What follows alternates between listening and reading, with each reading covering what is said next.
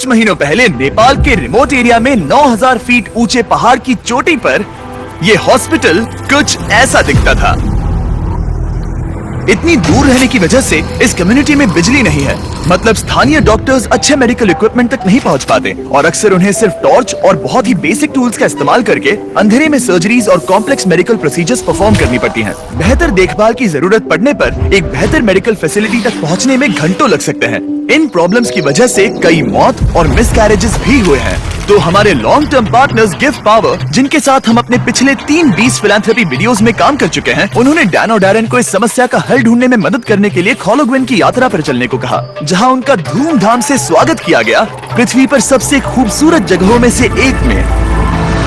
पहली सुबह डैरेन की मुलाकात संजय नाम के एक स्थानीय गिफ्ट पावर इंजीनियर से हुई, जिसने उसे नीरा के बारे में एक दुखद कहानी सुनाई। उस गांव की एक महिला जिसने ठंड के मौसम में मेडिकल फैसिलिटीज और इक्विपमेंट की कमी के कारण अपने बच्चे को खो दिया था। उसे सबसे करीब के बर्थिंग सेंटर तक बारिश में चल के जाना पड़ता था और क्योंकि बर्थिंग सेंटर दूर था, इसलिए वो सेंटर तक नहीं पहुंच सकी और उसे बच्चे को खोना पड़ा। और सरकारी फंडिंग की कमी के कारण इस अस्पताल को कम से कम 2030 तक बिजली नहीं मिलेगी।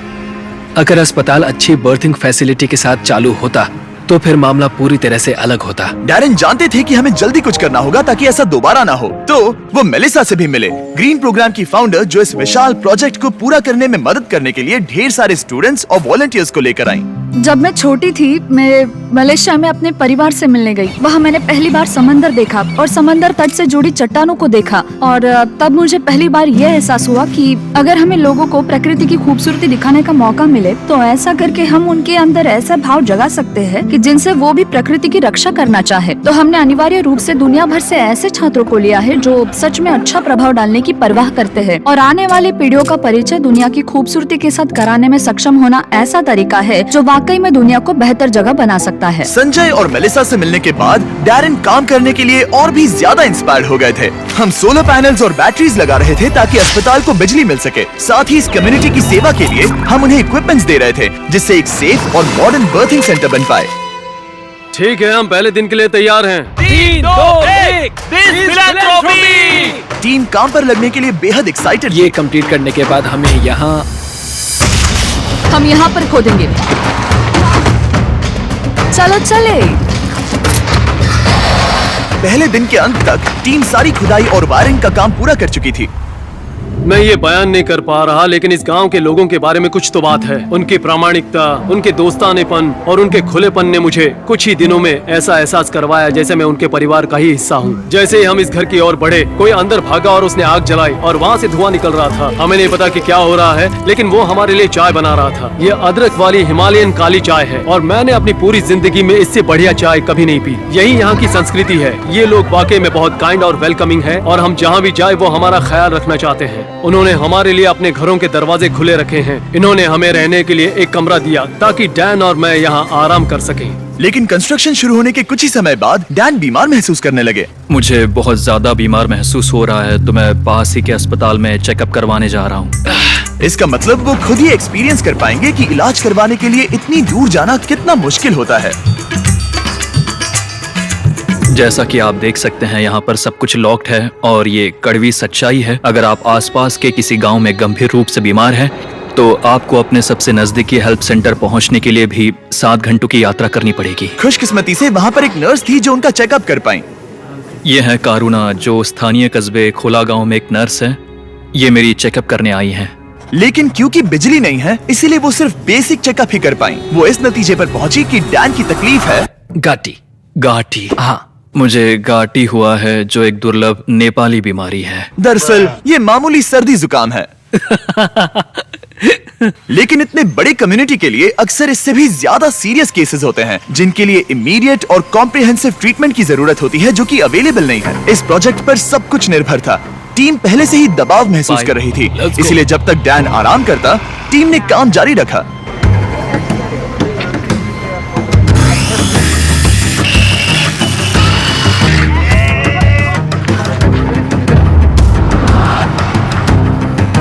अब जब सपोर्टिंग स्ट्रक्चर तैयार हो गया था, हमने सोलर पैनल्स लगाने शुरू कर दिए थे।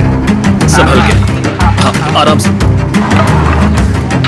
टीम की कड़ी मेहनत के कारण हम स्केड्यूल के आगे थे, तो डैरन ने संजय के बारे में और जानने के लिए समय निकाला। जब मैं ऊपरी हिमालय में काम कर रहा था और उपकरणों की मरम्मत कर रहा था, तो हमें पता चला कि इस गांव में बिल्कुल भी बिजली नहीं है। और जब हम यहाँ पहुँचे तो मैंने देखा कि एक बच्चा सोया था और वहाँ एक लकड़ी के बॉक्स में आग लगाई गई थी। और मेरे दिमाग में अचानक आया कि इस तरह के उपकरण हम भी बना सकते हैं। और उसके बाद मैंने यहाँ नेपाल में एक टीम बनाई और फिर हमने एक बेबी वार्मर बनाया, और हम इसे नेपाली में न्यानो न्यानी कहते हैं, जिसका मतलब है एक गर्म बच्चा। न्यानो नानी इतनी सफल हुई कि इसने यूएसए में पीपल्स चॉइस अवार्ड जीता। मुझे लगता है कि ये मेरे लिए एक सपने के सच होने जैसा है, क्योंकि मेरा लक्ष्य इस तरह के वार्मर का निर्माण करना और लोगों को जागरूक करना कि इस तरह के रिमोट एरियाज में हॉस्पिटल्स का क्या महत्व है। सिंपल मेडिकल इक्विपमेंट से जान बच सकती है, ये समझने के बाद डैरन ने 10 और बेबी वार्मर्स खरीदकर संजय को सरप्राइज किया, जिन्हें वो इस तरह के बाकी कम्युनिटीज को डोनेट कर सके। संजय, मैं तुम्हारे पास से 10 और बेबी वार्मर्स खरीदना चाहता हूँ, और तुम इन्हें जिस भी हॉस्पिटल या कम्युनिटी में बांटना चाहते हो वहाँ बांट सकते हो। तुम्हारा बहुत बहुत शुक्रिया डैरन, ये मेरे और मेरी टीम के लिए बहुत मायने रखता है। Thank you so much.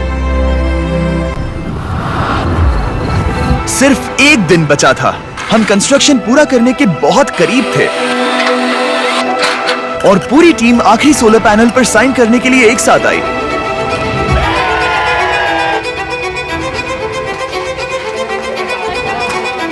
और डैरन को आखिरी बोल्ट टाइट करने का सम्मान मिला। हमने मिलकर बिना बिजली वाली इस टूटी हुई बिल्डिंग को पूरी तरह से एक अस्पताल में बदल दिया, जो इस कम्युनिटी के 16,000 से अधिक लोगों की सेवा करेगा। मैं इस बात का बहुत आभारी हूँ कि हम यहाँ आ पाए और उन्हें एक उपहार दे पाए, जो इन लोगों के लिए और आने वाली इनकी पीढ़ियों के लिए एक सार्थक बदलाव लाएगा। अब रात होने के करीब है और समुदाय को सरप्राइज करने का समय आ गया है। मुझसे और इंतजार नहीं हो रहा। पहली बार लाइट को जल्दी देखने के लिए पूरा गांव अस्पताल के यहाँ इकट्ठा हुआ। सब लोग तैयार हैं? 3, 2, 1।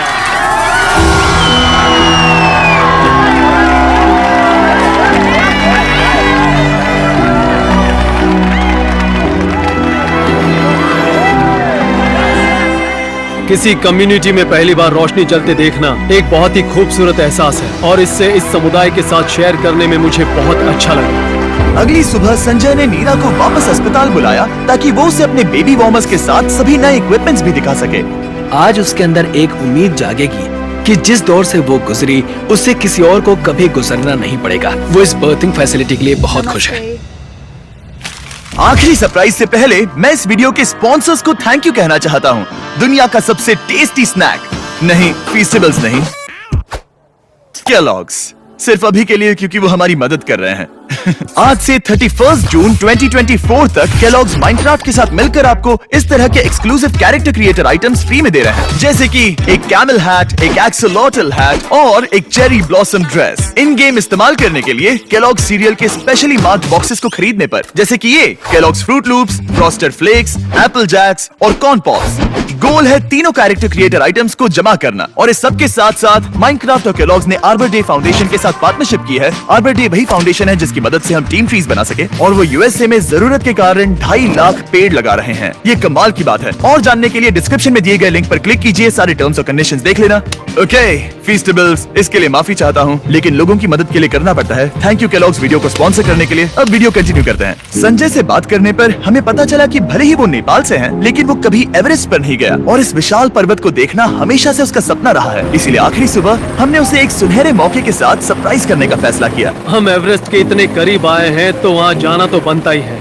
हम संजय को एवरेस्ट पर वहाँ तक ले गए जहाँ तक हेलीकॉप्टर हमें ले जा सकता है। हवा की कमी के कारण डैरन, डैन और संजय वहाँ सिर्फ 2 मिनट ही बिता सके, क्योंकि उसके बाद उन्हें ऑक्सीजन की कमी से हाइपोक्सिया हो सकता था।